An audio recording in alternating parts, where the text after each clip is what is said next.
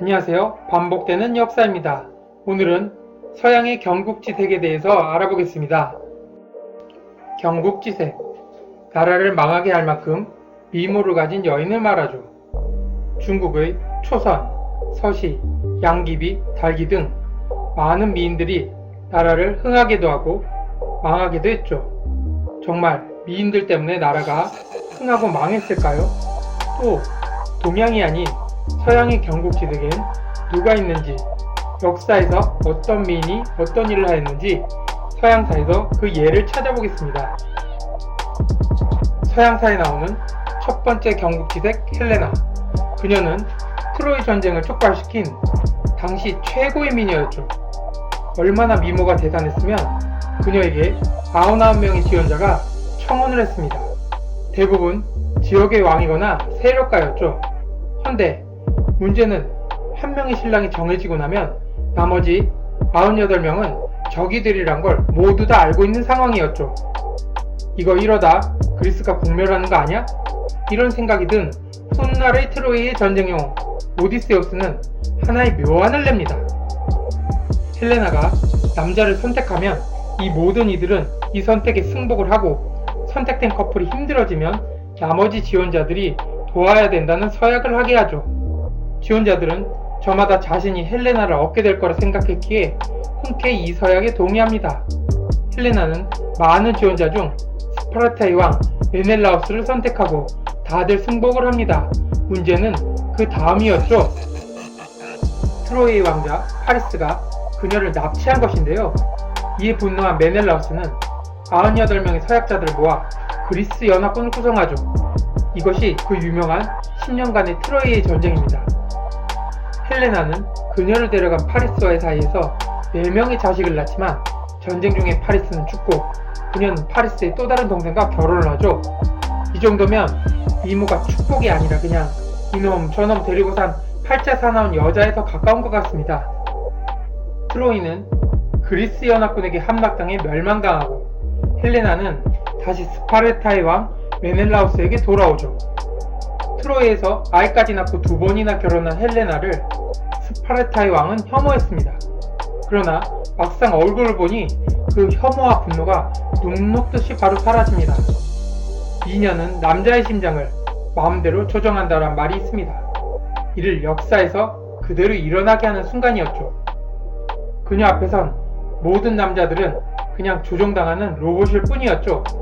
한 나라를 멸망시키고 다른 한 나라를 10년의 전쟁에 몰아넣은 헬레나는 정말 경국지색이란 단어에 어울리는 미녀가 아닐 수 없습니다. 클레오파트라의 코가 조금만 낮았더라도 세계의 역사는 바뀌었을 것이다. 이 말 누구나 한 번쯤 들어본 적이 있을 겁니다. 얼마나 예쁘면 역사까지 바꿀 만한 미인이었을까? 그럼 클레오파트라가 단지 미모 때문에 세상을 들었다 놨다 했을까요? 클레오파트라는 태어나면서 이집트의 여왕이 될 운명이었죠. 물론 남동생과 공동 통치자로 말이죠. 그 당시 여자가 왕권을 휘두른다는 건 이해하기가 힘든 세상이었죠. 클레오파트라의 권력이 점점 강해지자 공동 통치자 프톨레마이오스 13세인 남동생과 그 추종자들이 클레오파트라를 권좌에서 몰아냅니다. 그런데 이 위기의 순간에 천운이 클레오파트라에게 오기 시작하죠. 로마 제국의 카이사르가 이집트에 온 것이죠. 그것도 제국의 군대를 이끌고 말이죠. 이 기회를 놓칠 클레오파트라가 아니었습니다. 자신의 신하에게 카펫에 자신을 말아 카이사르 앞에 데려가게 합니다. 카이사르에게 클레오파트라의 선물이라며 카펫을 펼치자 아름다운 클레오파트라가 카이사르 앞에 나타나죠. 산전수전 다 겪은 50이 넘은 나이에 카이사르도 그녀의 미모와 뛰어난 언변, 박학다식한 지적 매력에 마음을 빼앗기게 되죠. 미녀가 지성을 가지면 그 미녀는 세월이 지나도 매력이 감퇴되지 않죠.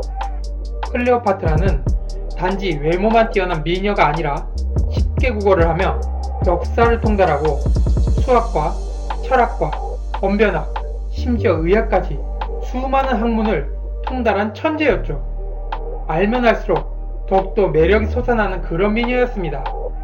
카이사르는 그녀를 이집트의 공동 통치자로 다시 올려놓습니다. 자신의 매력을 이용해 이집트의 공동 통치자로 다시 복귀한 클레오파트라. 이를 용납할 수 없었던 그녀의 남동생은 카이사르의 방기를 들고 전쟁을 벌이죠. 물론 결과는 로마군이 이기고 남동생은 죽음을 맞이합니다. 여성 혼자 단독왕이 될 수 없었던 이집트는 또 다른 남동생 프톨레마이오스 14세와 공동 통치를 하게 되죠. 그녀의 매력에 빠진 카이사르는 이집트를 식민지가 아닌 동맹국처럼 대하죠. 클레오파트라, 그녀는 미모와 지성을 이용해 이집트를 유지하고 있었습니다. 허나 영원한 권력은 없는 법. 카이사르가 암살되고 또 한 번의 시련이 그녀에게 닥칩니다. 지지 기반을 잃은 그녀는 다시 살 길을 모색하죠. 안토니우스와 옥타비아누스가 군권으로 로마를 통치하게 되자 클레오파트라는 이 기회를 이용합니다. 이집트 쪽을 안토니우스가 통치하게 되자 그녀는 그에게 필요한 자금과 물자를 지원해주죠. 또한 비너스 같은 아름다움을 가진 그녀를 안토니우스 또한 사랑하게 되죠. 영웅은 호석이라는 말이 있듯이 그녀를 본 영웅들은 한결같은 선택을 합니다. 허나 안토니우스는 이미 옥타비아누스의 여동생 옥타비아와 결혼해 혼인 동맹을 구축하고 있었죠. 또 수많은 애인들도 있었습니다. 그런 안토니우스가 최악의 선택을 합니다. 정치적 선택이 아니라 생물학적 선택을 한 것입니다. 즉, 클레오파트라가 있는 이집트로 가버린 것입니다. 달랑 편지 한 장 옥타비아에게 써놓고 말이죠.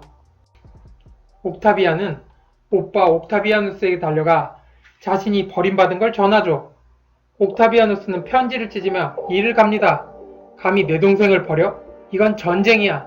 이 때문에 로마는 내전을 겪게 되죠. 악티움 해전에서의 안토니우스 이집트 연합군이 옥타비아누스 군에게 패하고 전운이 완전히 기울게 되자 클레오파트라는 안토니우스에게 자살을 권유합니다. 자신도 곧 따라갈 것처럼 말하고 말이죠. 안토니우스가 자살을 하자 클레오파트라는 마지막 승부수를 내전의 승리자 옥타비아누스에게 던집니다. 다시 한번 미모로 그를 유혹하려 합니다. 클레오파트라보다 한참 어린 옥타비아누스. 허나 정치적 감각이 뛰어났던 옥타비아누스는 클레오파트라의 면담 요구를 들어주지만 대화 중 그녀를 쳐다보지 않고 하늘을 보고 땅을 보고 벽을 보며 그녀의 눈을 피하죠. 클레오파트라를 보면 자신도 그녀의 사랑의 포로가 되는 걸 피할 수 없을 거라 생각한 그는 철저히 시선을 외면해버립니다.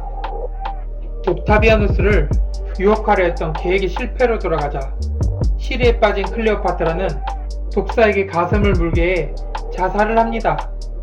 이집트의 독립을 지키려 했던 비너스 같은 그녀가 죽으며 이집트도 몰락합니다.